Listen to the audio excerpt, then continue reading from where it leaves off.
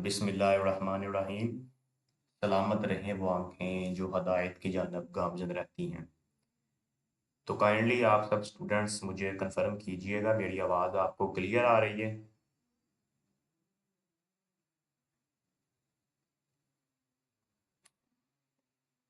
मुझे यस का मैसेज कर दें आप, अगर मेरी आवाज़ आपको क्लियर है तो।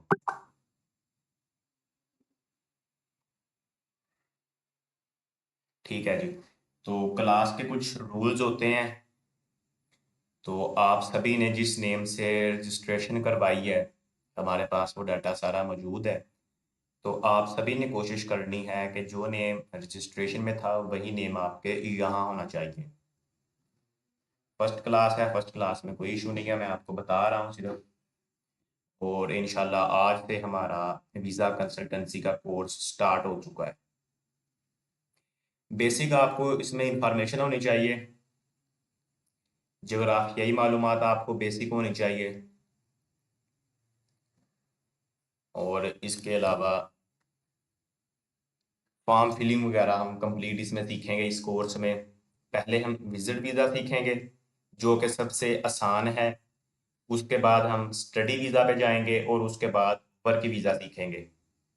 मेजर तीन चीज़ें हमारी यही हैं। इसके अलावा appointment booking, hotel booking, dummy ticket, ticketing वगैरह, ये सारी चीज़ें भी इसी कोर्स में शामिल होंगी। तो सबसे पहले जोग्राफियाई मालूमात का मैं आपको कुछ इन्फॉर्मेशन दूंगा, और जो इन्फॉर्मेशन मैंने देनी है अगली क्लास में मैं पूछता भी हूँ। सवाल भी आपसे हो सकते हैं, तो आप कोशिश करें कि आप कुछ ना कुछ साथ में नोट्स बना लें। रिकॉर्डिंग भी आपको मिल जाएगी, लेकिन नोट्स की कोशिश कीजिएगा, क्योंकि नेक्स्ट जब हम लिखनी है चीज़ें, जैसे स्टडी वीज़ा में मैंने आपको कंट्रीज़ की डिटेल देनी होती है कि ये कंट्री है, इसमें इतना बजट आता है, इतनी इसकी रिक्वायरमेंट्स हैं, मार्क्स इसमें इतने चाहिए होते हैं, इतनी देर में इसका वीज़ा लगता है, ये सारी चीज़ें मैं आपको बताऊंगा स्टेप बाय स्टेप। और दूसरी चीज़ ये कि जो हम सीख रहे हैं उसी के रिलेटेड आपका सवाल हो।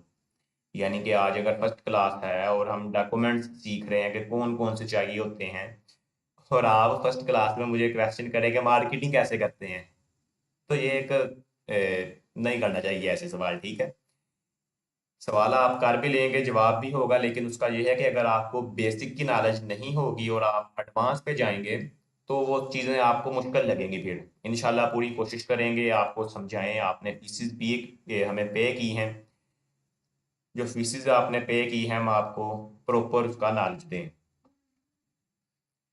तो बेसिक से हम स्टार्ट करते हैं। हमें जोग्राफियाई मालूमात होनी चाहिए। कोई क्लाइंट आपसे सवाल पूछ ले कि जो कनाडा है उसका जो कैपिटल है वो कौन सा है, तो बेसिक नॉलेज आपको होनी चाहिए। या शेंजन कंट्रीज कौन से होते हैं, ये चीज़ें आपको मालूम होनी चाहिए। कोई बता सकता है कनाडा का कैपिटल कौन सा है?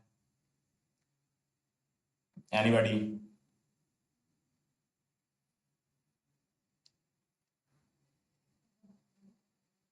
टोरंटो। चलें जी, इस पे करते हैं। आप बिल्कुल मोहम्मद जमील, आपने बिल्कुल सही जवाब दिया है। Very good.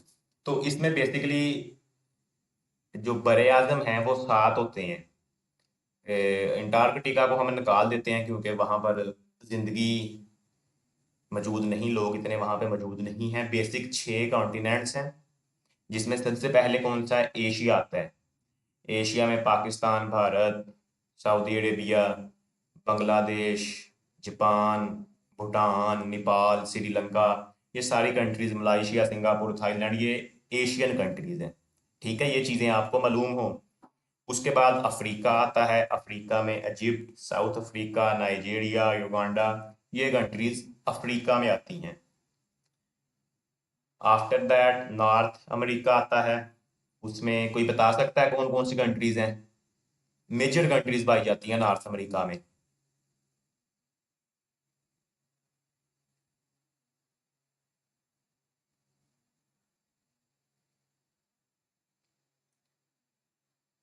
नॉर्थ अमेरिका में अमेरिका खुद शामिल है। उसके बाद यूएस थे, मैक्सिको, ये नॉर्थ अमेरिका की मेजर कंट्रीज हैं। कनाडा, बिल्कुल सही जवाब दिया आपने जी।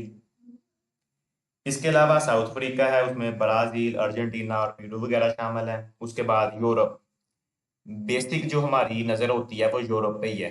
आप लोगों ने भी बेसिक जो जिनमें ज़्यादा वीज़ा लगते हैं वो यूरोप ही है।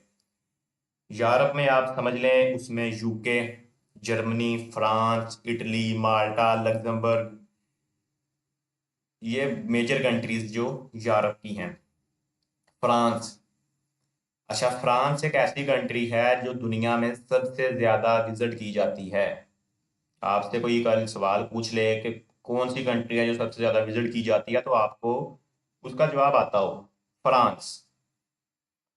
उसके बाद ऑस्ट्रेलिया है। ऑस्ट्रेलिया में ऑस्ट्रेलिया, न्यूजीलैंड और पीएनजी यानी कि पापुआ न्यू गिनिया शामिल है। ये बेसिक आपको चीज़ें पता हो, ठीक है। मेजर जिस पे हमने फोकस करना है वो हमारा यूरोप ही होगा। आपने भी सुना होगा कि यूरोप जाना है जी, मैंने यूरोप जाना है, तो बेसिक हमारा भी यूरोप ही है। हमने भी यूरोप में ज़्यादा लोग भेजने हैं। वीज़ा उसका थोड़ा मुश्किल होता है, लेकिन सबसे पहले हम यूरोप का ही सीखेंगे। उसके बाद नेक्स्ट कंट्रीज का हम आहिस्ता आहिस्ता सीखते जाएंगे। तो आपको बेसिक जो है कंट्रीज, उनके कैपिटल भी पता होने चाहिए। जैसे बांग्लादेश का ढाका है, इंग्लैंड का लंदन है, फ्रांस का बताएं। आप बताएं, आसान ही है। फ्रांस का कैपिटल कौन सा है? पेरिस। बिल्कुल ठीक जवाब है आपके, पेरिस। तो यानी कि बेसिक नॉलेज आप लोगों को है, यही मैं चेक करना चाह रहा हूँ। जर्मनी का बर्लिन है, इटली का रोम, जापान का टोक्यो, स्पेन का मैड्रिड है, और यूएसए का वाशिंगटन डीसी। ये चीज़ें जो बेसिक हैं आपको उनका पता हो। और पहले भी मैंने बात की थी कि हमारा जो मेन ऑब्जेक्टिव है, मेन काम है, वो वीज़ा लगाना नहीं है। ऐसे बहुत से लोग बैठे हुए हैं मार्केट में, 80% समझ लें कि लोग ऐसे हैं जिन्हें वीज़ा लगाना ही नहीं आता, लेकिन वो ऑफिस खोल के बैठ गए हैं।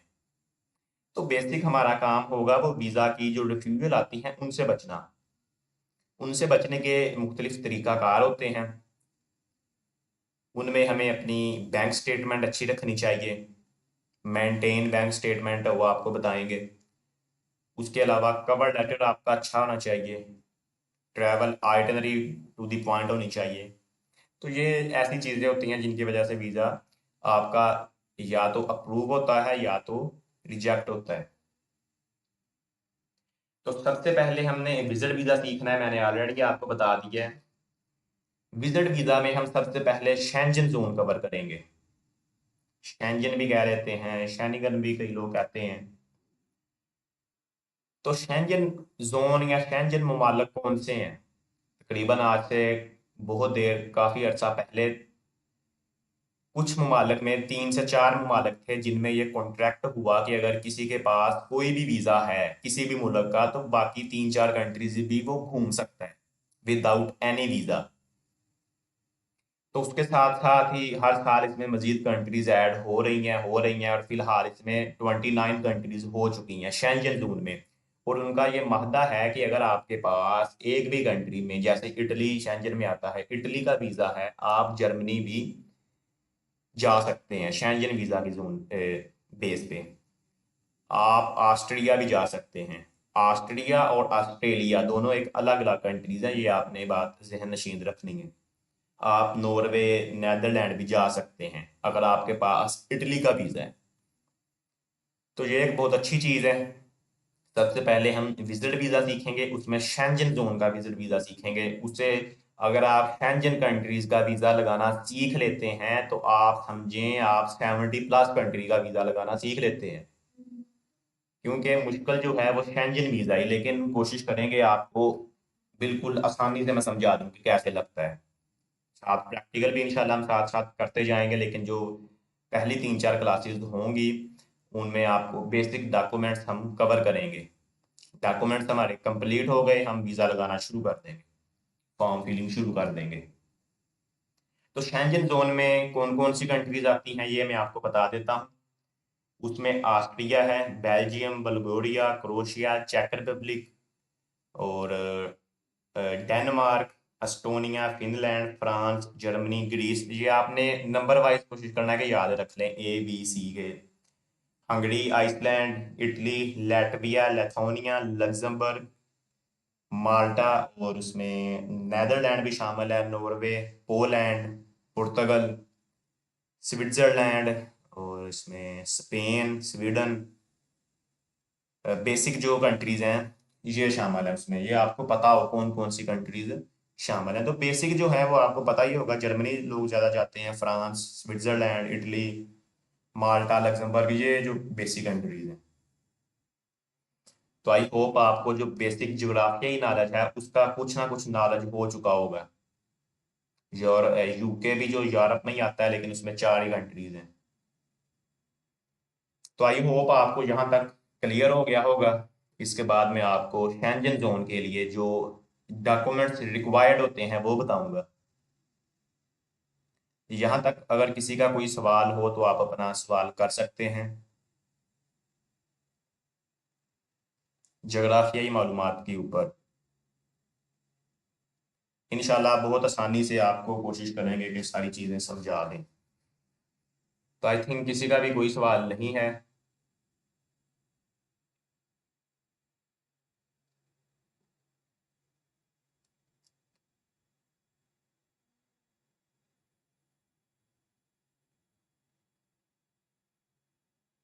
वॉइस मेरी आपको क्लियर है? चेक।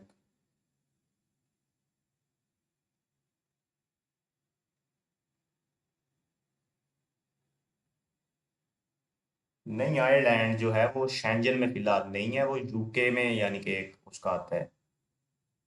शेंजन में वो शामिल नहीं है।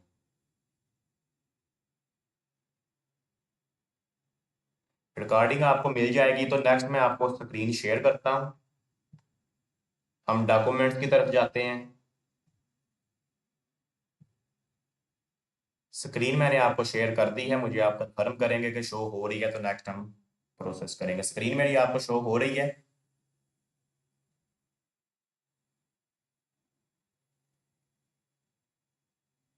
ठीक है जी।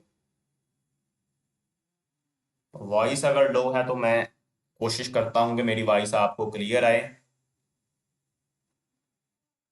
पीडीएफ वगैरह जो भी होगा वो आपको आपका जो ग्रुप होगा इंशाल्लाह उसमें मिल जाएगा। ठीक है जी। मैं डॉक्यूमेंट्स की हमने चेकलिस्ट बनाई है वो आपको शो करता हूँ। इसका साइज थोड़ा सा मैं बड़ा करता हूँ। तो ये समझ लें कि ये जो डॉक्यूमेंट्स हैं ये आपके अगर मेन बेसिक डॉक्यूमेंट्स यही होते हैं। स्टडी वीज़ा में भी, वर्क वीज़ा में, बस 30% या 20% चेंज हो सकते हैं। बेसिक यही चीज़ें हैं। तो फिलहाल हम विजिट वीज़ा के लिहाज से शेंजन कंट्री करेंगे, और उसमें जो डॉक्यूमेंट्स चाहिए वो आपसे मैं शेयर करूंगा।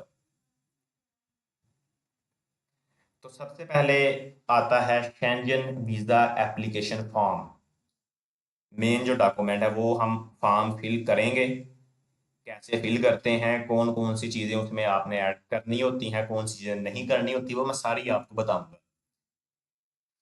तो ये साइंड होना चाहिए एप्लीकेंट का जिसने फिल किया है, यानी कि जो क्लाइंट है। और उसके ऊपर डेट भी आपको शो होनी चाहिए, ये बेसिक चीज़ थी। उसके बाद पासपोर्ट, बहुत ही ज़रूरी डॉक्यूमेंट जो आपको चाहिए होता है किसी भी कंट्री में सफ़र करने के लिए। Passport. Passport must be valid for at least 1 year. लोग जो दूसरे कंसल्टेंट हैं वो कहते हैं कि 6 से 3 मंथ का होना चाहिए। तो हम ये कहते हैं कि 1 साल का वैलिड पासपोर्ट आपके पास होना चाहिए, मिनिमम 1 ईयर का। क्योंकि वीज़ा कई दफ़ा ऐसे होता है कि आपको जल्दी अपॉइंटमेंट ही नहीं मिलती। कई दफ़ा वीज़ा डिले हो जाता है, कई दफ़ा फ्लाइट है उसमें कोई इशू आ जाता है, वो डिले हो जाती है। तो इसलिए 1 साल का आपका पासपोर्ट होना चाहिए। 1 साल उसमें वैलिड होना चाहिए, ठीक है। और उसमें जो कहते हैं कि आपका 3 मंथ का होना चाहिए, वो 3 मंथ ऐसे होता है कि जैसे इटली आप गए हैं 10 दिनों के लिए घूमने के लिए, 10 दिनों के बाद जब आप वापस आते हैं तब तक 3 मंथ के लिए आपका पासपोर्ट वैलिड होना चाहिए। ठीक है जी। आई होप आपको ये बात क्लियर हो गई होगी। पासपोर्ट आपका लास्ट 10 ईयर्स में इशू होना चाहिए, ये वही तकरीबन सेम बात होगी।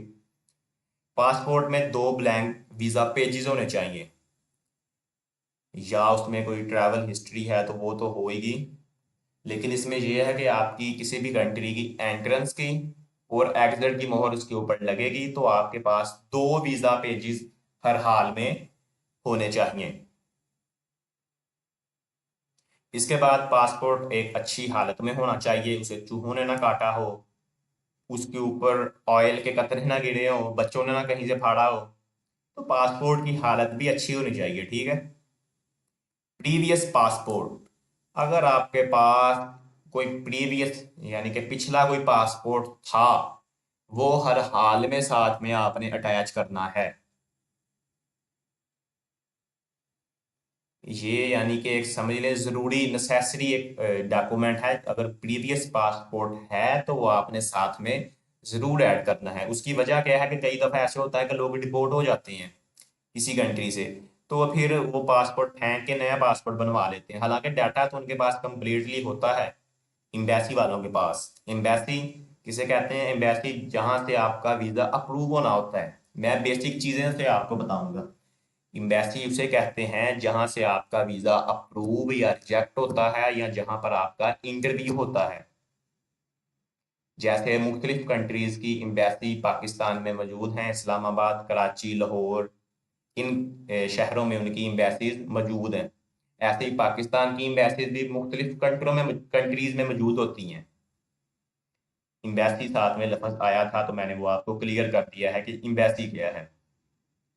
ठीक है जी। प्रीवियस पासपोर्ट अगर तो कोई था वो ऐड करें, लेकिन अगर आपका गुम हो गया, बेसिकली गुम तो नहीं होता,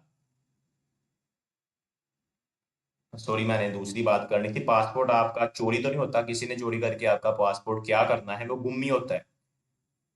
तो अगर आपका पासपोर्ट पिछला कोई चोरी हुआ है तो उसका जो पुलिस कोई नोटिस होगा, या कोई आपने एप्लीकेशन दी होगी या दी है, तो वो आपने फिर जरूर लगानी है। ये चीजें आपने छोटी छोटी क्लियर करनी होती हैं, इनकी वजह से भी कई दफा वीजा रिजेक्ट हो जाते हैं आपके। अगर पिछले पासपोर्ट में कोई ट्रैवल हिस्ट्री थी तो वो भी आपने शामिल कर देनी है। ये जो इंग्लिश में लिखा है मैं आपको तकरीबन उर्दू में ये बता रहा हूँ, सारी चीजें आसान है बिल्कुल। उसके बाद चौथा डॉक्यूमेंट जो है फोटोग्राफ्स, आपकी तस्वीरें। लास्ट 6 मंथ की आपकी तस्वीर होनी चाहिए, ठीक है। उसका साइज 35 बाय 45 mm होना चाहिए। वाइट बैकग्राउंड होना चाहिए, तस्वीर आपकी क्लियर हो, चश्मा ना पहना हो उसमें, कैप ना आपने पहनी हो, मुस्कुराते ना हो उसमें, सिंपल आपकी तस्वीर हो। उसमें 80% आपका फेस हो, 20% आपका जिस्म हो उसमें, ठीक है जी। और उसमें यह है कि आपने जो कपड़े हैं वो भी लाइट कलर के पहने हो, तस्वीर आपकी फिर क्लियर होगी। ये हो गया। उसके बाद CNIC, आपको इसका पता ही होगा, ये कुछ मैंने इतना कुछ जरूरी नहीं है बताना। नादरा का जो कार्ड होता है, समटाइम उसकी भी आपको जरूरत होती है। उसके बाद अगर कोई आपका बिजनेस है तो बिजनेस रजिस्ट्रेशन सर्टिफिकेट आपने लगाना होता है। बिजनेस आपका रजिस्टर होना चाहिए, फिर वो मानते हैं, ठीक है। ओनरशिप की डिटेल बिल्कुल क्लियर होनी चाहिए उसमें। डॉक्यूमेंट्स आपके कंप्लीट होने चाहिए। NTN आप रजिस्टर करवाते हैं वो भी साथ में अटैच हो, और NTN का स्टेटस एक्टिव हो। NTN means national tax number. ये जब आप रजिस्टर करवाते हैं तो आप ये तकरीबन 3 से 4 हज़ार में हो जाता है, NTN मिलता है आपको। तो वो नंबर भी साथ में आपने ऐड करना है, NTN सर्टिफिकेट।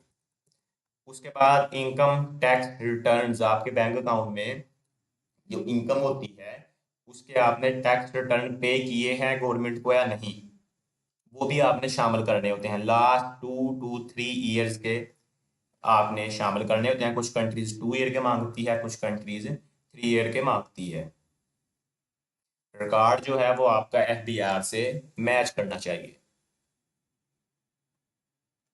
उसके बाद मोस्ट इंपॉर्टेंट डॉक्यूमेंट वीजा लगवाने के लिए, सबसे इंपॉर्टेंट डॉक्यूमेंट पहले भी बताया होगा शायद आपको डेमो क्लास में, कवर लेटर। कवर लेटर ही समझ लें कि अगर सबसे पहले कोई एम्बेसडर चेक करता है, जब उसके पास डॉक्यूमेंट्स होते हैं तो कवर लेटर वो देख लेता है। कवर लेटर देखने के बाद ही वो 70% डिसाइड कर लेता है कि इस बंदे का मैंने वीजा लगाना है या नहीं। उसके बाद ट्रैवल आइटनरी देखता है, और जो बाकी कागजात बैंक स्टेटमेंट्स वगैरह है वो तो बाद की चीजें हैं। Return air ticket, hotel booking, वो बाद की चीजें हैं, बाद में कंफर्म करते हैं हम। कई दफा वो कवर लेटर देख के ही वीजे का बना लेते हैं कि इसका लगाना है या नहीं। तो कवर लेटर लिखना हम इंशाल्लाह सीखेंगे। प्रॉपरली कवर लेटर कैसे लिखते हैं, कवर लेटर होता क्या है। कवर लेटर में आपने एक अपना समझ लें पर्पस शो करना होता है कि मैं क्यों जा रहा हूँ, और मेरी जो पीछे बैकबोन है पाकिस्तान में वो कैसे है, मेरे हालात कैसे हैं। ये सारी चीज़ें आपने मेंशन करनी होती हैं। Must be address to relevant embassy. Clearly वो आपका पर्पस बताए कि आप जो हैं वो इटली के लिए क्यों जा रहे हैं। तो हम वहां पर बताएंगे हम घूमने के लिए जा रहे हैं, और उसमें कोई ना कोई कन्विंसिंग रीजन शामिल करनी होती है। वो भी इंशाल्लाह हम जब कवर लेटर लिखना सीखेंगे, प्रॉपर क्लास होगी उसमें आपको मैं बताऊंगा। उसमें आपकी जो ट्रैवल डेट्स हैं वो वाज़ेह हों कि मैं 10 अप्रैल से लेके 20 मार्च तक, या 10 अप्रैल से लेके इतनी देर तक, 20 अप्रैल तक मैं इस कंट्री में रहूंगा। ये चीज़ आपने उसमें वाज़ेह करनी होती है। उसमें आपने अपना बिजनेस वगैरह शो करना होता है, अगर बिजनेस है।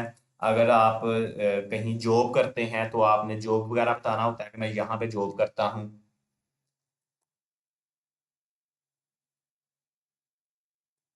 और ये साइन का, एप्लीकेंट का साइन भी होना चाहिए। कवर लेटर मोस्ट इंपोर्टेंट जो डॉक्यूमेंट था वो हमारा कवर लेटर ही है। उसके बाद बेसिक फाइनेंशली जो डॉक्यूमेंट्स होते हैं वो हैं। उनमें बैंक स्टेटमेंट शामिल होती है। Original bank statement for the last 6 month. कुछ कंट्रीज लास्ट 6 मंथ की मांगती हैं, कुछ कंट्रीज लास्ट 3 मंथ की बैंक स्टेटमेंट आपसे रिक्वायर्ड करती हैं। तो बैंक स्टेटमेंट आपकी मेंटेन्ड होनी चाहिए। कुछ लोग ऐसे करते हैं, उनको जब बताते हैं कि 10 लाख आपकी बैंक स्टेटमेंट चाहिए, तो लंच के बाद वो आते हैं, हाँ जी जी बैंक स्टेटमेंट का रेंज हो चुका है, 10 लाख बैंक में आ गया है। तो ये बैंक स्टेटमेंट नहीं चाहिए। बैंक स्टेटमेंट प्रॉपरली 6 मंथ की आपकी मेंटेन्ड बैंक स्टेटमेंट हो। अगर बिजनेस है तो बिजनेस के हवाले से आपके अकाउंट में उतनी उतनी पेमेंट्स आ रही हो हर महीने में। अगर कोई सैलरी है तो सैलरी के अलावा आपने कोशिश करनी है कि कोई भी पेमेंट ना आए। अगर आए भी तो कवर लेटर में आपने मेंशन करनी है कि ये कहाँ से आई है। अगर आपका बिजनेस है तो बिजनेस बैंक स्टेटमेंट अलग चीज है, पर्सनल बैंक स्टेटमेंट एक अलग चीज है। बिजनेस बैंक स्टेटमेंट अटैच हो, उसके बाद पर्सनल बैंक स्टेटमेंट अटैच हो लास्ट 6 मंथ की, और प्रॉपरली उसमें पेमेंट्स आई हों। अगर आपने 10 लाख बैंक स्टेटमेंट शो करनी है तो आपने कोशिश करना है कि 5 लाख आप 6 महीने से पहले ही डाल लें, और अगले 6 महीनों में आप 5 से 6 लाख और उसमें शो कर दें। 1.5 1.5 लाख आप हर मंथ डालेंगे। 50,000 ये भी शो होना चाहिए कि आपने खर्च भी किया है, कोई शॉपिंग की है, पेट्रोल वगैरह डलवाया है। ये चीजें भी आपने उसमें शो करनी होती हैं। क्लियर बैंक स्टेटमेंट हो। उसके बाद बैंक मेंटेनेंस सर्टिफिकेट जरूरी होता है, वो आपको बैंक वगैरह से मिल जाता है। वो भी साथ में आप कई दफा आपको लगाना होता है। अकाउंट ओपनिंग डेट उसमें मेंशन हो। उसके बाद स्टेटस और पाकिस्तान के साथ टाइज आपके। अच्छा, जो 3 मेन रीजन होती है ना आपके वीजा रिजेक्ट होने की, एक तो वो कहते हैं कि आपके जो बैलेंस है वो लो है, यानी कि पैसे आपके पास थोड़े हैं। दूसरा, आपके पास पाकिस्तान के लिए जो टाइज है वो मजबूत नहीं है। हमें नहीं लगता कि आप पाकिस्तान वापस जाएंगे। तो ये बेसिक जो रीजन हैं जिनकी वजह से वीजा रिफ्यूज होता है वो ये होती हैं। अच्छा, उसके बाद FRC यानी कि फैमिली रजिस्ट्रेशन सर्टिफिकेट होता है। हर किसी के पास होगा वो फैमिली का रजिस्ट्रेशन सर्टिफिकेट, नादरा के साथ, नादरा से आपको मिल जाता है। उसके बाद MRC मैरिज रजिस्ट्रेशन सर्टिफिकेट, अगर आप शादीशुदा हैं तो आपको MRC साथ में अटैच करना होता है।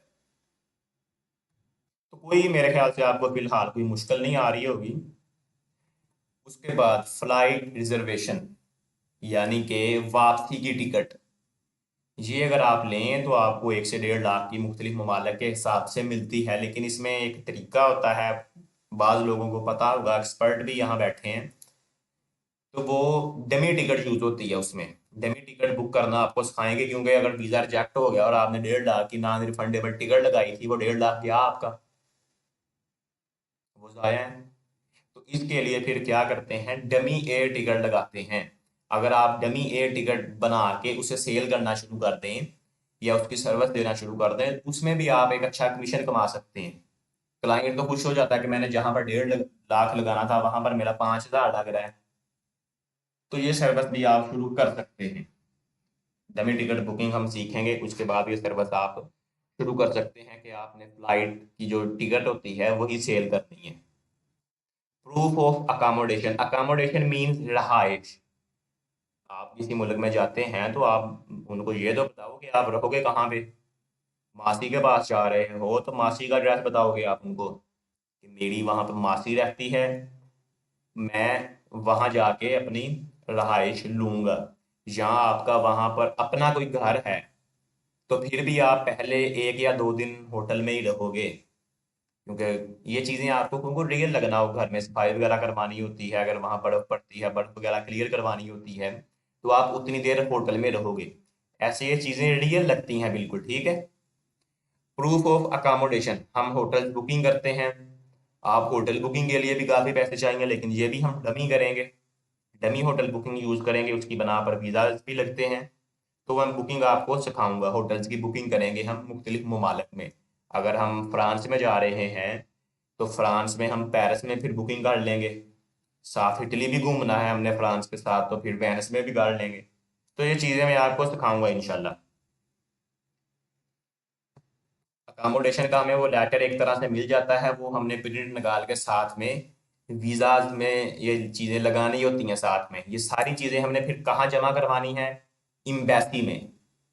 वो फिर आपका अपॉइंटमेंट लेते हैं, अपॉइंटमेंट बुकिंग हम सीखेंगे। अपॉइंटमेंट बुक होने के बाद आप वहाँ पे जाते हैं, कई दफ़ा आपका इंटरव्यू होता है।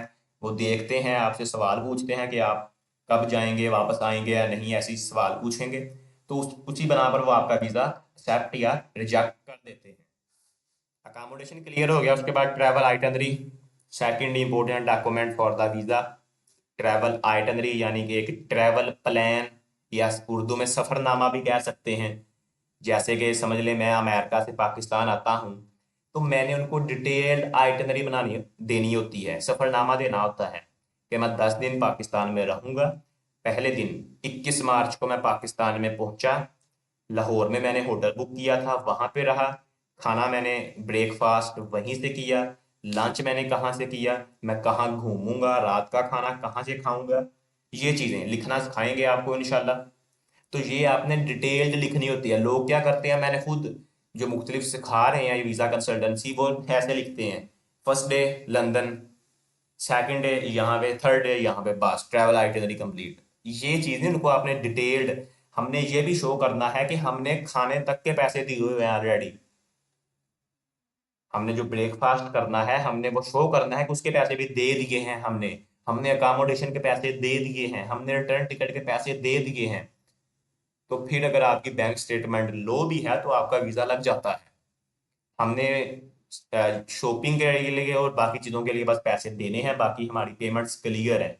ये चीज़ें शो करेंगे इंशाल्लाह, आपको बताएंगे कैसे लिखते हैं। इसमें आपने ट्रैवल आइटनरी में सिटीज़ और कंट्रीज़ शामिल करनी होती हैं। जैसे कि हम पेरिस जाते हैं तो पेरिस में 5 दिन पेरिस में रहेंगे, पहले दिन क्या करेंगे, दूसरे दिन क्या करेंगे, तीसरे दिन फ्री रहेंगे या कहाँ जाएंगे, चौथे दिन क्या करेंगे, पांचवें दिन क्या करेंगे, छठे दिन आप इटली में, इटली का शहर वेनिस है वहाँ आ जाएंगे क्योंकि आपके पास शेंजन वीज़ा होगा। 3 दिन वहाँ रहेंगे तो वहाँ आप क्या क्या करेंगे, ये चीज़ें आपने बतानी होती हैं। तो ये चीज़ें अगर आपने क्लियरली बता दी तो आपका वीज़ा रिजेक्ट नहीं होगा। उसके बाद ट्रैवल हेल्थ इंश्योरेंस, ये तकरीबन 30,000 यूरो आपने कवर करने होते हैं। ये 30,000 यूरो का आता नहीं है, आता ये 3-4 हज़ार का ही है, लेकिन उसमें कवरेज जो होती है वो 30,000 यूरो तक की होती है। अच्छी कंपनी से ट्रैवल हेल्थ इंश्योरेंस लिया हो। हेल्थ इंश्योरेंस वो क्यों लेते हैं, आप समझ लेंगे आप हमारे घर आए और यहाँ पर आकर बीमार हो गया, आपको कुछ मसला बन गया, तो मैं आपको अस्पताल लेके गया, वहां पर पैसे तकरीबन 2 से 3 लाख मेरा लग गया, तो मुझे इसमें क्या फायदा हुआ, मेरा तो नुकसान हुआ। तो ऐसे ही अगर आप किसी मुल्क में जाते हैं, आपको वहां पर कोई मसला बन गया, तो वो मुल्क ये कहता है कि भाई अपना ट्रैवल हेल्थ इंश्योरेंस लो, हम आपके पैसे पे नहीं करेंगे। ठीक है। इसीलिए वो रिटर्न एयर टिकट का भी इसीलिए कहते हैं कि भाई आप पहले रिटर्न एयर टिकट ले लो, ये ना हो आप यहाँ पर आके रहो और आपके पास रिटर्न एयर टिकट के पैसे ना हो, तो फिर वो उस मुल्क मुल्क को रिटर्न एयर टिकट लेके देनी होती है, वहां से वो वापस एयर टिकट लेके आपको भेजते हैं खुद। तो इस वजह से रिटर्न एयर टिकट नेसेसरी है। यूके आपसे रिटर्न एयर टिकट पहले नहीं मांगता, उसके अलावा तमाम कंट्रीज तकरीबन रिटर्न एयर टिकट मांगती हैं। ट्रैवल हेल्थ इंश्योरेंस बुक करना हम सीखेंगे। तो ये बेसिक डॉक्यूमेंट्स थे। एक डॉक्यूमेंट सबसे इंपॉर्टेंट जो आपकी सेफ्टी के लिए होता है वो भी मैं आपको बताऊंगा, लेकिन पहले मुझे एक बात याद आ रही है कि बहुत से लोग बात करते हैं कि हमें ट्रैवल हिस्ट्री चाहिए होती है, ट्रैवल हिस्ट्री होगी तो वीज़ा लगेगा। ऐसी बिल्कुल कोई बात नहीं है। कोई भी कंट्रीज तकरीबन आपसे ट्रैवल हिस्ट्री पहले नहीं मांगती सिवाय मैक्सिको के। मैक्सिको वहाद एक ऐसा मुल्क है जो ये कहता है कि अगर अगर आपके पास कोई ट्रैवल हिस्ट्री है, ट्रैवल हिस्ट्री मीन्स आप पाकिस्तान से हैं, आप दुबई भी घूमे हुए हैं, तो आप मैक्सिको का वीज़ा लगाएं, वरना आप ट्रैवल हिस्ट्री पहले कोई ना कोई करें। अच्छा, सबसे इंपॉर्टेंट डॉक्यूमेंट जो आपके लिए होगा वो होगा अथॉरिटी लेटर। बाकी जो वीज़ा कंसल्टेंसीज खा रहे हैं वो ये चीज़ें आपको प्रोवाइड नहीं करेंगे, लेकिन हम इंशाल्लाह आपको अथॉरिटी लेटर देंगे।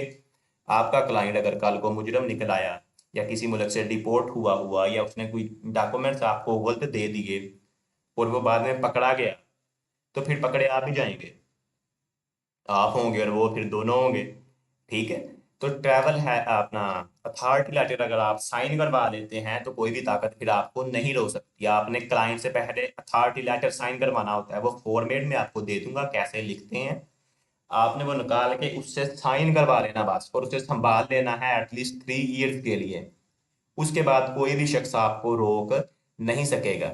वो बंदा चाहे मुजरम हो, उसने आपको डॉक्यूमेंट्स गलत दिए हुए हो और बाद में वो कहे कि मेरा वीज़ा क्यों नहीं लगा, भी मेरे पैसे वापस करो, तो ऐसे चीज़ें नहीं होंगी। आपने अथॉरिटी लेटर में ये सारी चीज़ें कवर कर लेनी होती हैं। तो इंशाल्लाह इस कोर्स के लास्ट में या इस कोर्स के मिड में आपको अथॉरिटी लेटर जो है वो मैं प्रोवाइड कर दूंगा। तो बेसिक आज की क्लास हमारी यही थी, मैंने आपको डॉक्यूमेंट्स का क्लियर करना था। आई होप आपको डॉक्यूमेंट्स का पता चल गया होगा। कल को मैं पूछ भी सकता हूँ कि most important document for visa कौन सा है, तो आपने मुझे बताना है कि कवर लेटर मोस्ट इंपोर्टेंट है, उसके बाद ट्रैवल आइटनरी है, बाकी डॉक्यूमेंट्स बाद में है। Cover letter and travel itinerary ये दो जो हैं बेसिक चीज़ें हैं। तो मैं वापस आता हूँ क्लास में, ये पीडीएफ आपको मिल जाएगा जो भी मैंने ये बनाया है।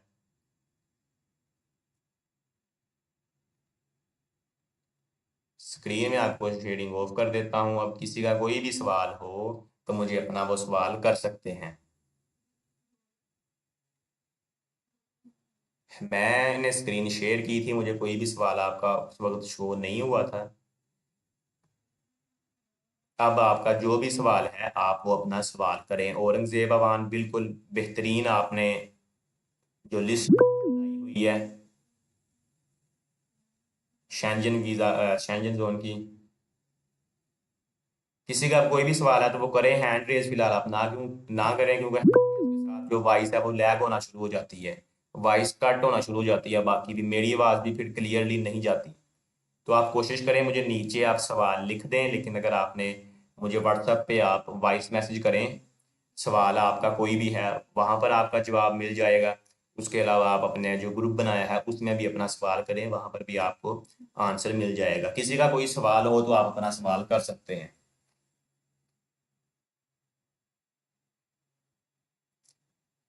अच्छा, इसमें एक दो डॉक्यूमेंट्स और हैं, वो ज़रूरी नहीं होते लेकिन कई दफ़ा मांग लिए जाते हैं, जैसे कि येलो फीवर वैक्सीनेशन कार्ड या एनओसी। ये चीज़ें आपके लिए मांग ली जाती हैं कई दफ़ा, लेकिन ये ज़रूरी नहीं है।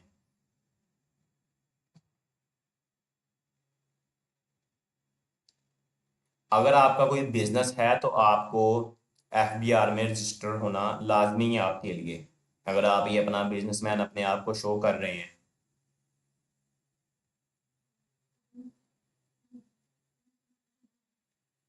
बिल्कुल वो लग जाती है मोहम्मद जमील हुसैन, लेकिन वो ये है कि आपने कवर लेटर में मेंशन कर देना है कि ये मैंने। अच्छा, कई वीज़ा हमने ऐसे भी लगाए हैं उनकी बैंक स्टेटमेंट नहीं होती, होती नहीं है, लेकिन वो वीज़ा लगते हैं। बिल्कुल सेम है जी। मुजम्मिल साहब सेम डॉक्यूमेंट्स इस्तेमाल होते हैं तकरीबन, बाकी कंट्रीज आपके सामने करेंगे ये डॉक्यूमेंट्स लगेंगे। लीगलाइजेशन वो हमें स्टडी वीज़ा के लिए करवाने होते हैं, फिलहाल आपको टॉपिक रहने दें, उसमें अटेस्टेशन वगैरह करवानी होती है सारी, कई दफ़ा दूसरी कंट्रीज से भी करवानी होती है, तो वो इंशाल्लाह उसमें मैं आपको बताऊंगा कि कैसे करते हैं। बेसिक डॉक्यूमेंट्स बिल्कुल सेम है जो मैंने आपको बता दिए हैं।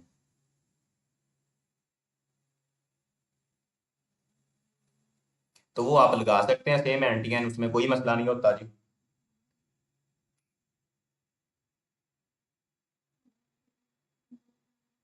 आप शेंजन वीज़ा के लिए आप लैटविया में अप्लाई करते हैं, ऑस्ट्रेलिया में अप्लाई करते हैं, पुर्तगल में अप्लाई करते हैं, किसी भी कंट्री के लिए अप्लाई करते हैं आप, कोई मसला नहीं है। लेकिन ड्यूरेशन ऑफ स्टे ये बात हम करेंगे नेक्स्ट, जिसमें आपने ज़्यादा दिन रहना है। फर्ज करें हमने 20 दिन के लिए शेंजन जाना है, तो उसमें 10 दिन हम फ्रांस रहेंगे, तो हमने फ्रांस के लिए अप्लाई करना है जहाँ ज़्यादा दिन हम रहेंगे। उसके बाद 5 दिन इटली में रहेंगे, 3 दिन हम स्विट्जरलैंड में रहेंगे। तो कई दफा ऐसे लोग आके कहते हैं कि मैं वहां पे गया था और मुझे स्विट्जरलैंड वो पहाड़ पे नजर आ रहा था। तो वो बिल्कुल छोटी छोटी कंट्रीज हैं, ये सारी कंट्रीज आपको नजर आती हैं। बिल्कुल तकरीबन ऑलमोस्ट हम कवर करने की कोशिश करेंगे। विजिट वीजा के लिए जरूरी नहीं है, for the purpose of visit visa ये इतना नेसेसिटी नहीं है। शेंजन के लिए देखें, अगर आपकी प्रोफाइल मजबूत है किसी भी कंट्री का आप अप्लाई करें, इटली का अप्लाई कर दें, फ्रांस का अप्लाई कर दें, जहां आप शो करेंगे कि मैं ज्यादा दिन इस कंट्री में रहूंगा, वहीं का आपने करना है, वीजा वहीं का लगाना है।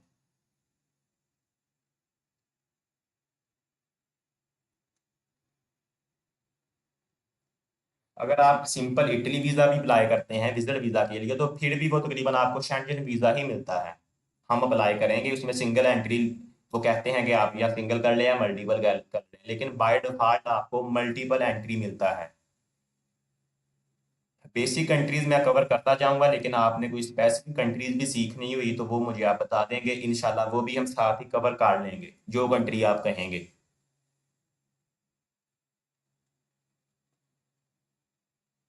देखें, कुछ लोगों की प्रोफाइल होती है वो मजबूत होती है, जैसे कि मैं हूँ, समझ लें मैं फ्रांस घुमा हुआ हूँ, इटली घुमा हुआ हूँ, इसके अलावा मेरे पास मलाइशिया भी घुमा हुआ हूँ।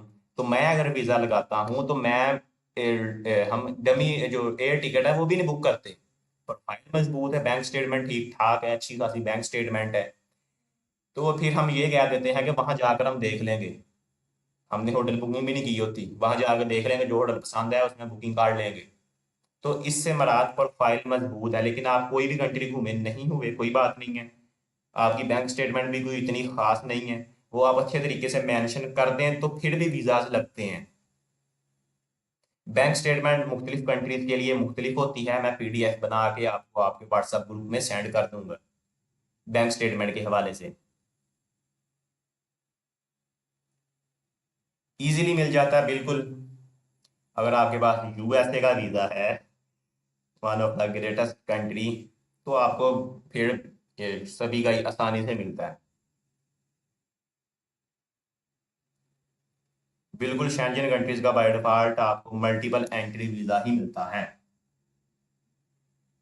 आप शेंजन में जो मर्जी कंट्री घूमे, इटली घूमे, फ्रांस घूमे, तो लोगों ने ऐसे की दफ़ा हिस्ट्री बनाई होती है। वीज़ा लगने के बाद अगर आप ट्रैवल नहीं करते तो वो आपकी हिस्ट्री काउंट नहीं होगी, आपको जो डेट्स आपने बताई हैं उन्हीं डेट्स में अगर आप ट्रैवल कर लेते हैं तो वो आपकी हिस्ट्री मानी मानी जाएगी।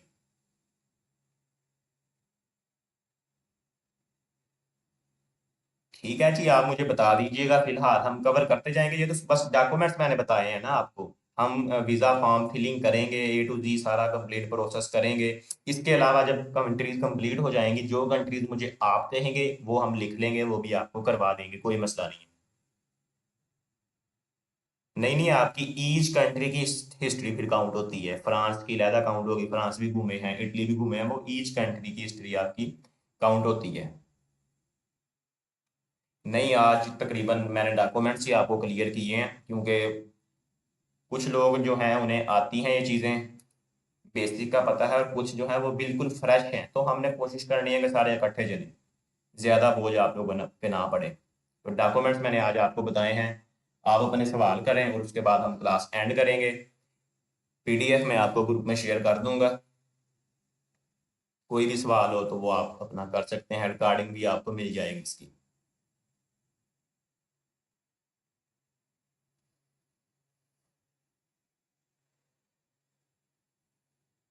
सुबह इंशाल्लाह आपसे सवाल भी होंगे, जो हमने सीखा है वो आपसे मैं पूछूंगा भी। देखेंगे फिर आपने क्या क्या सीखा है, क्या चीज़ें आपको पता चली हैं, चेक करेंगे हम। ठीक है जी, मेरे ख्याल से सवाल आपके क्लियर हो चुके हैं। और कोशिश कर लीजिएगा कि आपके जो नेम रजिस्ट्रेशन में है बिल्कुल आपको मिल जाएगा। तो जो सवाल हैं आपके वो भी क्लियर हो जाएंगे। जो नेम आपके रजिस्ट्रेशन में है वही नेम आप जीमेल पे लिख लें, और अगर आप अपनी तस्वीर जीमेल पे लगा लें तो वो ज़्यादा बेहतर है। नहीं तो फिर हमें नेक्स्ट क्लासेस में आपको रिमूव करना पड़ेगा, क्योंकि ग्रुप में लिंक जाता है और लोग दूसरे लोगों को भी सेंड कर देते हैं ऐसे ही।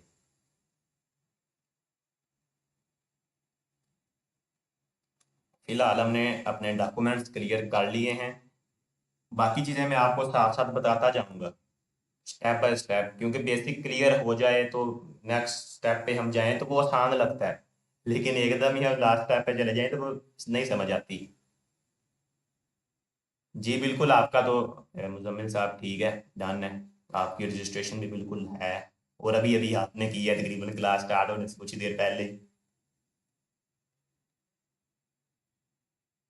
ठीक है जी, आप ग्रुप में आपका ओपन कर दूंगा। आपका कोई भी सवाल हो आप ग्रुप में भी पूछ सकते हैं, और मुझे पर्सनल भी आप मैसेज कर सकते हैं। ट्रैवल इंश्योरेंस हम बुक करेंगे तो वो मैं आपको बता दूंगा साथ ही, क्या क्या उसमें बुकिंग होती है, कैसे कैसे करते हैं। आई होप पहली क्लास तो आपको आसान लगी होगी। काइंडली एक दफ़ा बता दें कि ज़्यादा मुश्किल चीज़ें तो आपने इसमें नहीं पढ़ी।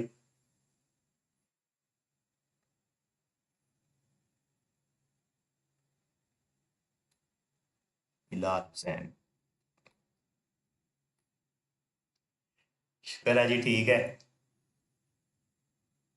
इंशाल्लाह नेक्स्ट भी पूरी कोशिश होगी कि ऐसे ही आसानी से ही आपको समझाने की कोशिश करें, ज़्यादा मुश्किल चीज़ें आपके लिए ना आए, और आप ऐसे ही किसी ना किसी फील्ड में या स्टडी वीज़ा में, विजिट वीज़ा में, वर्क वीज़ा में या मुख्तलिफ कामों में आप कहीं ना कहीं सर्विस देना शुरू कर दें।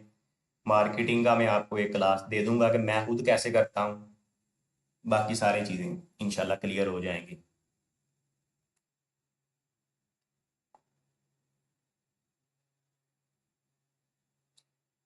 चलें जी, आज की क्लास हम एंड करते हैं, सुबह इंशाल्लाह मिलेंगे। फी अमानिल्लाह। जी बिल्कुल, मैं आपको एड्स लगाना सिखा दूंगा, जैसे हम ट्रैवल एजेंसी की एड्स कैसे लगाते हैं, यानी कि जैसे हम खुद भी एडवर्टाइजमेंट कर रहे हैं तो वैसे ही आपको टीच कर देंगे। ठीक है जी, जज़ाकल्लाह, फ़ी अमानिल्लाह, हिफाजत में रहें। इंशाल्लाह नेक्स्ट मुलाकात।